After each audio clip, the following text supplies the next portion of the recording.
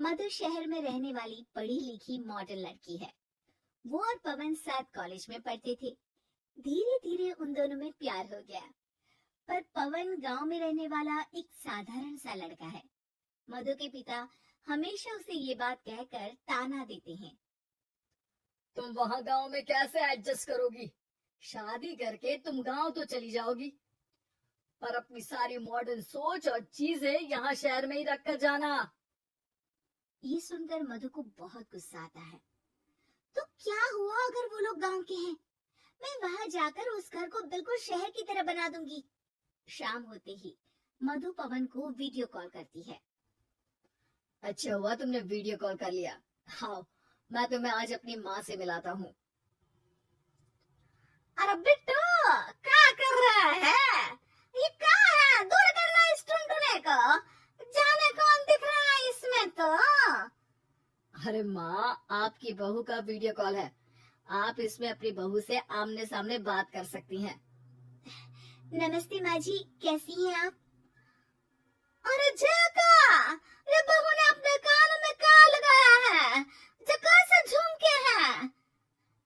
झुमके नहीं माँ जी, इन्हें ईयरफोन्स कहते हैं। इससे सामने वाले की आवाज और अच्छे से आती है। मैं आपको भी ला कर दूंगी। अरे नहीं नहीं, हमें नहीं ना चाहिए। हमारे कान बिल्कुल ठीक है। हाँ। माँ जी की ये बातें सुनकर मधु को अपने पिता की बातें याद आ जाती है और वो उसी वक्त ये ठान लेती है कि वो अपने ससुराल को एकदम मॉडर्न ससुराल बनाकर रहेगी। कुछ दिन बीत जाते हैं। पवन और मधु की शादी हो चुकी है। आज मधु का अपने ससुराल में पहला दिन है। माँ जी, मैं आपके लिए एक तोहफा लाई हूँ। और इतना बड़ा तोहफा? अरे कहाँ लाई है रे इस बड़े से बक्से में? मधु बॉक्स खोलती है। ये क्या है? ये वैक्यूम क्लीनर है। मैंने आपको झाड़ू लगाते हुए देखा तो सोचा अब आपका काम आसान हो जाएगा। अरे वाह बहुआ, तूने मुझे झाड़ू लगाते हुए देखा तो तू मेरे हाथ से झाड़ू लेकर खुद भी तो लगा सकती थी ना। पर नहीं, तूने तुझे मशीन लाकर मेरे हाथ में दे दी कि ये काम हमेशा मैं ही करूं। ये आजकल की शहरी छोरियां बिल्कुल नहीं बदलेगी। मधु को मन ही मन गुस्सा आता है, पर फिर भी अपना गुस्सा भूलकर मधु माँ जी को वैक्यूम क्लीनर इस्तेमाल करना सिखाती है। अगले दिन मधु सुबह उठती है तो ये आंगन में से कैसी आवाजें आ रही हैं? मधु दौड़ती दौड़ती आंगन में जाती है और देखते ही चौंक जाती है। अरे माँ जी, ये आप क्या कर रही हैं? अरे वो कहा है ना, सुबह मैं जब कुएं से पानी निकाल रही थी तो मेरे कान की बाली उसमें गिर गई थी। तो ये तेरा वैक्यूम ना सारी चीजें अपने तरफ खींच लेता है ना, तो मेरी बाली भी तो निकाल ही देगा। उसी की कोशिश कर रही हूँ, पर न जाने क्यों अब ये चालू ही नहीं हो रही तेरी मशीन। अब वो चालू होगी भी नहीं। पर अब कुएं में से पानी निकाल क्यों रही थी? अरे कमाल करती हो ना बहू। पीने के लिए पानी क्या तेरे मायके से लाऊं मैं? अरे कुएं से ही तो निकालना पड़ता है। हाँ, पीने के लिए पानी और वो भी कुएं से। मधु दिमाग लगाती है और थोड़ी ही देर में घर में वाटर प्यूरिफायर लगवा देती है। ये देखिए माँ जी, इसमें बस एक बार पानी भर देंगे तो नल में पानी साफ होकर बाहर आएगा। अरे वाह रे बहू, ये तो बहुत ही बढ़िया चीज है। रात हो जाती है।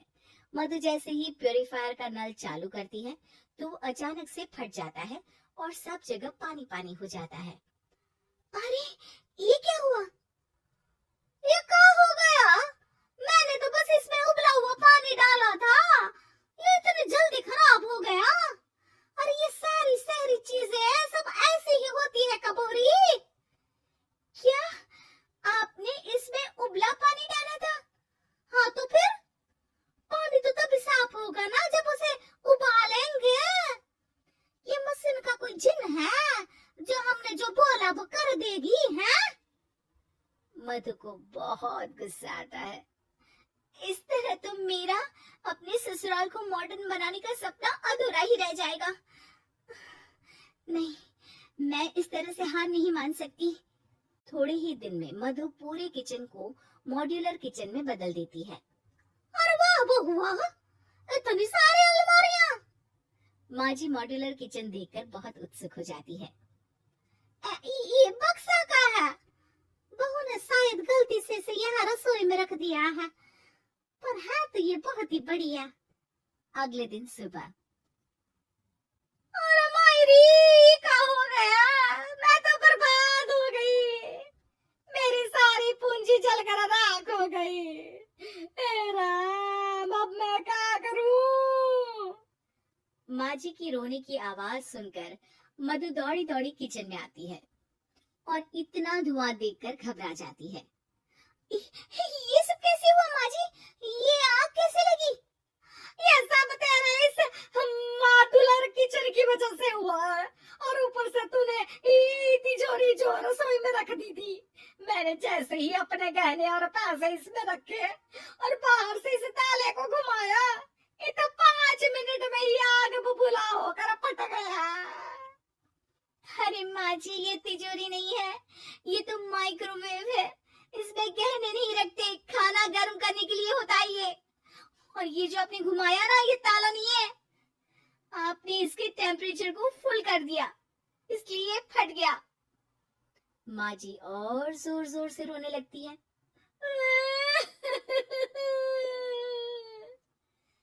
मधु सर पीट लेती है और कसम खाती है कि अब ससुराल को मॉडर्न बनाने की कोई कोशिश नहीं करेगी।